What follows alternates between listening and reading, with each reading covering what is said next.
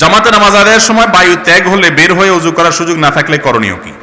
নামাজের জামাতে দাঁড়াইছেন, কাতারের মাঝখানে আছেন, ওযু ভেঙে গেছে, এখন এমন মুসল্লি গাদাগাদি করে দাঁড়াইছে, পেছনে 10-12 কাতার আছে, আপনি ভাঙ্গা শেষ পর্যন্ত ওযু করা কঠিন।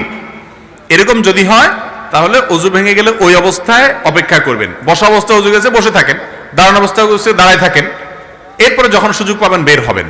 আর যদি একটু একটু করে আস্তে আস্তে কাতারের ফাঁকে বের হয়ে যেতে পারেন সেটা ভালো। কথা কি বুঝাতে পারছি? আমাদের দেশে মসজিদগুলোতে এই ব্যবস্থা রাখে না। আরব দেশগুলোতে বেশিরভাগ মসজিদের চারপাশে 2 ফিট 3 ফিট করে জায়গা খালি রাখে, যাতে করে কারোর ওযু ছুটে গেলে সে সবাই সামনে দিয়ে, নামাজি ব্যক্তি জামাতের সাথে নামাজ পড়লে ইমাম সাহেবের সামনে সূত্রা থাকলে অন্য মুসল্লিদের সামনে ওযু ভেঙে গেলে সামনে দিয়ে গেলে অসুবিধা হবে না। কিন্তু যদি 10 কাতারের সব মুসল্লির নামাজের মনোযোগ নষ্ট করেন আপনি, সেটা তো আরেক মুসিবত। এই জন্য এক কাতারের সামনে দিয়ে আস্তে করে যাই, আপনি রাস্তায় উঠে গেলেন, ওই রাস্তা দিয়ে আপনার হাইটে হাইটে আপনি বের হয়ে গেলেন। যদি বের হওয়ার কোনো সুযোগ না থাকে ওই অবস্থা অপেক্ষা করবেন, বিনা ওযুতে নামাজ কন্টিনিউ করবেন না।